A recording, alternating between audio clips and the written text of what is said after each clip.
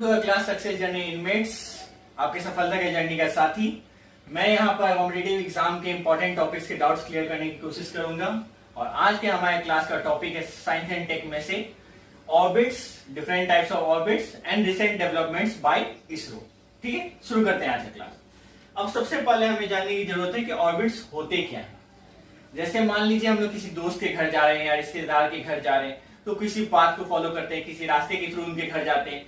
उसी तरह हमारा अर्थ भी सन के चारों ओर रोटेट एंड रेवोल्यूशन जो होता है वो किसी एक पाथ पे करता है। उसी को स्पेस साइंस के टर्म में हम लोग ऑर्बिट करते हैं। एंड अब हम लोग जानने की कोशिश करते हैं कि ऑर्बिट्स के टाइप्स कितने हैं। तो जनरली ऑर्बिट्स के दो टाइप्स है, सर्कुलर एंड इलिप्टिकल। अब इस दोनों को मैं इमेज के थ्रू बताने की कोशिश करूंगा। ठीक है, मान लीजिए ये हमारा हो गया अर्थ, ठीक है, और एक ये है ऑर्बिट। अब इस ऑर्बिट में देख सकते हैं कि मान लीजिए कोई सैटेलाइट को प्लेस किया गया है, तो इस सैटेलाइट का जो डिस्टेंस है वो डिफरेंट टाइम पे भी हमेशा अर्थ से सिमिलर ही होगा। उसी को कहते हैं सर्कुलर ऑर्बिट। पर अगर वही बात इलिप्टिकल ऑर्बिट होगा अगर इस पाथ पे कोई सैटेलाइट प्लेस्ड है तो उसका डिस्टेंस हमेशा अर्थ से चेंज होते रहेगा। तो यही मेजर डिफरेंस है सर्कुलर ऑर्बिट में एंड इलिप्टिकल ऑर्बिट में। अब आते हैं हम लोग एग्जामिनेशन रिलेटेड फैक्ट्स जानने की ओर।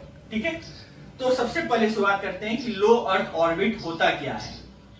लो अर्थ ऑर्बिट का जो अब यहाँ पर हम कोई भी किलोमीटर की जो बात कर रहे हैं वो हम लोग एल्टीट्यूड फॉर्म में बात कर रहे हैं। मतलब अर्थ से डिस्टेंस जो है वो एल्टीट्यूड फॉर्म में है। ठीक है, तो 160 किलोमीटर से 2000 किलोमीटर का जो एल्टीट्यूड होगा अर्थ से, मतलब स्पेस के टर्म्स में, वो कहलाता है लो अर्थ ऑर्बिट। और लो अर्थ ऑर्बिट में सबसे बेस्ट एग्जांपल जो सैटेलाइट प्लेस्ड है वो है हमारा इंटरनेशनल स्पेस स्टेशन।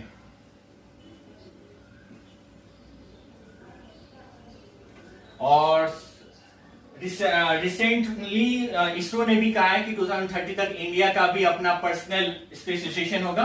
अच्छा, कमेंट सेक्शन में लिख के बताइएगा कि इंटरनेशनल स्पेस स्टेशन में इसरो का पार्टिसिपेशन है कि नहीं। ठीक है, अब आते हैं हम लोग मीडियम अर्थ ऑर्बिट पे। मीडियम अर्थ ऑर्बिट का एल्टीट्यूड डिस्टेंस है 2000 किलोमीटर से 35,786 किलोमीटर।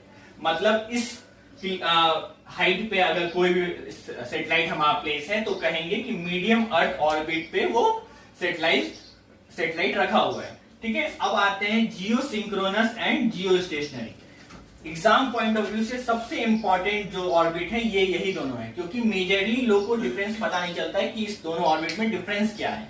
क्यों? क्योंकि इन दोनों का जो डिस्टेंस है, जो एल्टीट्यूड है वो सेम है। दोनों का किलोमीटर जो है वो 35,786 किलोमीटर ही है। अप्रोक्सीमेटली हम लोग उसको 36,000 किलोमीटर करते हैं, पर एब्सोल्यूट फिगर जो कहा जाएगा वो 35,786 किलोमीटर होगा। ये दोनों का जो एल्टीट्यूड है वो सेम है, पर इन दोनों में डिफरेंस क्या है वो अब जानते हैं। अब जब बात करते हैं हम लोग जियो सिंक्रोनस में, तो मान लीजिए इसी डायग्राम के थ्रू मैं बताने की कोशिश करूंगा। मान लीजिए एक सैटेलाइट है, इस 35,786 किलोमीटर पे प्लेस्ड है। ठीक है, ये सैटेलाइट मूव कर रहा है। ठीक है, उसी तरह अर्थ भी हमारी रोटेट करेगी। अब सबसे पहले मैं ये बता देना चाहूंगा कि जियो सिंक्रोनस, जियो स्टेशनरी ऑर्बिट पे जो भी सैटेलाइट प्लेस्ड होंगे उनको एक रोटेशन कंप्लीट करने में अप्रोक्सीमेटली 24 आवर्स लगते हैं। और आप सभी को पता होगा कि अर्थ के भी रोटेशन पीरियड का टाइम 24 आवर्स ही है। तो इससे हमें क्या पता चलता है कि अर्थ के रोटेशन का टाइम और इन दोनों ऑर्बिट पे जो प्लेस्ड है सैटेलाइट, इन दोनों के सैटेलाइट के रोटेशन का टाइम सिमिलर है। पर डिफरेंस क्या है? डिफरेंस है डायरेक्शन में। मान लीजिए जियो सिंक्रोनस ऑर्बिट में क्या होता है कि अगर मान लीजिए ये जियो सिंक्रोनस ऑर्बिट है, लिख देता हूं मैं, जियो सिंक्रोनस ऑर्बिट। इस वाले केस में क्या होगा कि सैटेलाइट अगर इस तरफ मूव कर रहा है तो अर्थ का जो डायरेक्शन होगा रोटेशन का वो इस तरफ होगा। मतलब दोनों के जो मूवमेंट के डायरेक्शन है वो डिफरेंट होंगे, सिमिलर नहीं होंगे। पर वही जब हम लोग बात करते हैं जियो स्टेशनरी की, तो जियो स्टेशनरी में अर्थ ये है और ये हमारा ऑर्बिट है। तो अर्थ जिस तरफ रोटेट करेगा जिस डायरेक्शन में, उसी सेम डायरेक्शन में हमारा सैटेलाइट भी मूव करेगा। तो इससे ज्यादा हमारा कम्युनिकेशन, नेविगेशनल जो सैटेलाइट्स होते हैं उसको इसी स्टेशनरी ऑर्बिट पे ही प्लेस किया जाता है। जो हम लोग जीपीएस देखते हैं उसका सबसे बेस्ट नेविगेशनल सैटेलाइट इसी पे बेस्ड है। क्यों? क्योंकि उसमें time as well as direction दोनों सेम होना चाहिए अर्थ के, तभी वो सैटेलाइट हमें बेटर रिजल्ट्स प्रोवाइड कर पाएगा। तो जैसे हमने अब पढ़ा था, जियो स्टेशनरी और जियो सिंक्रोनस ऑर्बिट पे जो सैटेलाइट प्लेस होते हैं वो मेनली नेविगेशनल पर्पस के लिए यूज होते हैं। क्यों? क्योंकि दोनों के अर्थ के रोटेशन का टाइम एंड और सैटेलाइट के रोटेशन का टाइम सिमिलर होता है एंड अर्थ के डायरेक्शन, जिस डायरेक्शन में अर्थ रोटेट करती है उसी सिमिलर डायरेक्शन में सैटेलाइट भी रोटेट करती है जियो स्टेशनरी ऑर्बिट पे। अब हम लोग आते हैं polar orbit and sun synchronous orbit पे। अब इनमें मेजर डिफरेंस क्या होता है और इसके यूजेस क्या है। अब जैसे है, इसको मैं डायग्राम के थ्रू बताने की कोशिश करूंगा। जैसे ये हो गया हमारा अर्थ और ये जो ऑर्बिट होगा वो होगा इंक्लाइंड हमारे इक्वेटर के 90 डिग्री पे। ये जो होगा ऑर्बिट, ये इक्वेटर के 90 डिग्री इंक्लाइंड होगा हमारे अर्थ के, ठीक है। क्यों? और हम इसका जो मूवमेंट होगा, इस पे जो सैटेलाइट जो प्लेस होंगे वो कवर करेंगे ओवर पोल्स। उनका जो मूवमेंट होगा वो ओवर पोल्स होगा और इनका रोटेशन मिनट जो है वो 90 मिनट में ही ऐसे सैटेलाइट्स अर्थ का एक रोटेशन कंप्लीट कर पाएंगे। मतलब एक डे में नंबर ऑफ टाइम्स ये अर्थ का रोटेशन कंप्लीट कर लेंगे, ठीक है। जिसके कारण इसका यूजेस मॉनिटरिंग में किया जाता है। मतलब एक ही जगह को एक डे में नंबर ऑफ टाइम्स मॉनिटर किया जा सके, उसके लिए वैसे सैटेलाइट्स को पोलर ऑर्बिट पे प्लेस किया जाता है।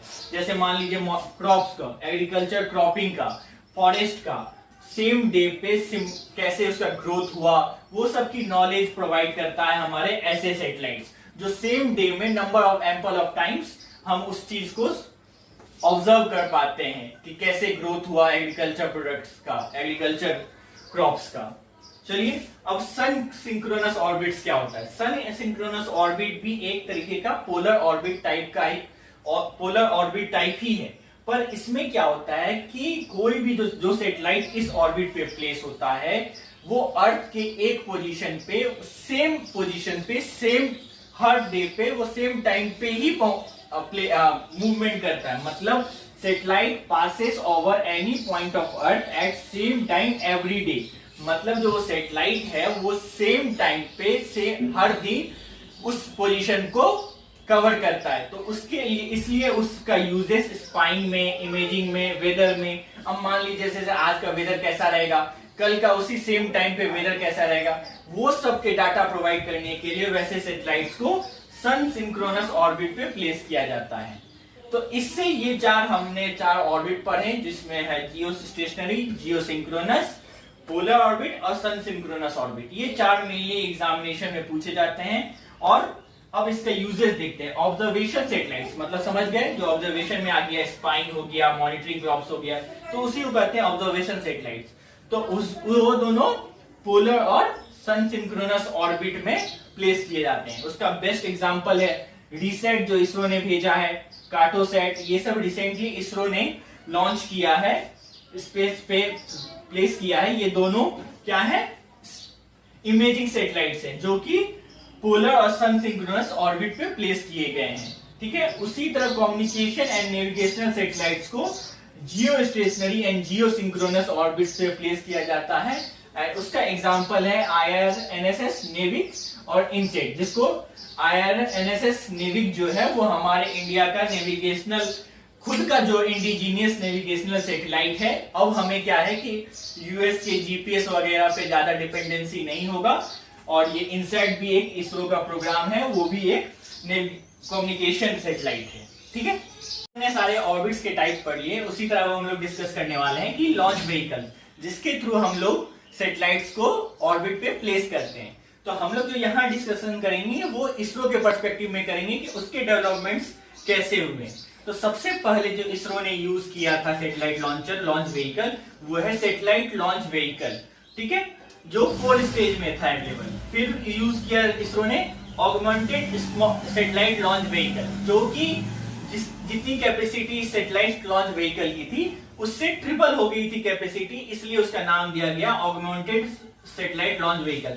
ऑगमेंटेड का मतलब होता है इनलार्ज, मतलब कैपेसिटी को एक्स्ट्रा कर देना, बूस्ट कर देना। तो वो ऑगमेंटेड सैटेलाइट लॉन्च व्हीकल की कैपेसिटी 3 टाइम्स मोर थी सैटेलाइट लॉन्च व्हीकल से।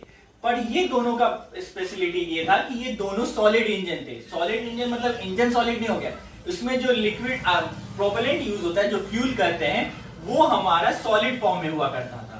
पर फिर रिसेंट डेवलपमेंट्स में इसरो ने PSLV को यूज करना चालू किया, वो है पोलर सैटेलाइट लॉन्च व्हीकल। वो भी आता था 4 स्टेज में ही, पर इसमें क्या हुआ, फर्स्ट टाइम हमने लिक्विड प्रोपेलेंट का यूज करना चालू किया, जिसमें स्टेज 1 और 3 में सॉलिड इंजन था और 2 और 4 में लिक्विड इंजन यूज था। और इसलिए इंपॉर्टेंट है 2 का नाम, क्योंकि हमने 2 का नाम विकास रखा हुआ है। तो कभी भी ये पूछा जा सकता है कि Vikas in terms of launch vehicle क्या है, तो ये हमारा सेकेंड स्टेज, PSLV का सेकेंड स्टेज लिक्विड इंजन है ये, ठीक है।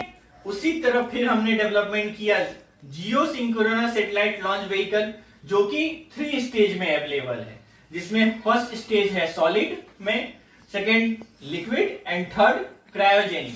क्रायोजेनिक जो है वो लिक्विड फॉर्म है हाइड्रोजन का एंड ऑक्सीजन का, ठीक है, जिसका ये दोनों का ब्लेंड करके क्रायोजेनिक इंजन बनाया जाता है, जो हायर थ्रस्ट प्रोवाइड करता है, ज्यादा ऊंचे ऑर्बिट, जो जियो सिंक्रोनस जियो स्टेशनरी ऑर्बिट्स पे ज्यादा वेट लेकर के कैरी कर सके, ज्यादा हैवी सैटेलाइट्स को उस ऑर्बिट पे प्लेस करने के लिए क्रायोजेनिक इंजन का यूज किया जाने लगा है, ठीक है।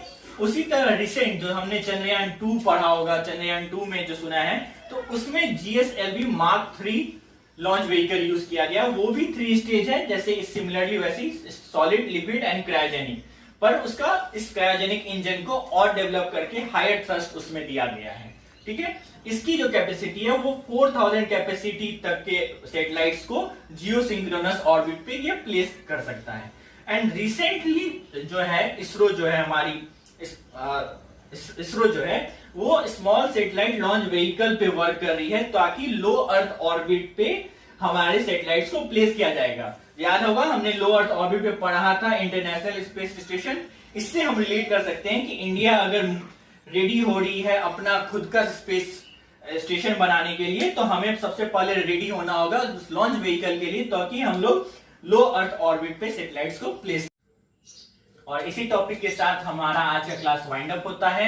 अब हम लोग फिर मिलेंगे नेक्स्ट क्लास में नेक्स्ट टॉपिक के साथ। और कुछ भी आपके डाउट्स होंगे वो अपने कमेंट सेक्शन में बताइए, हम लोग हमारी पूरी टीम उस डाउट्स को क्लियर करने की कोशिश करेगी, आइदर थ्रू कमेंट सेक्शन और थ्रू नेक्स्ट वीडियो, ठीक है।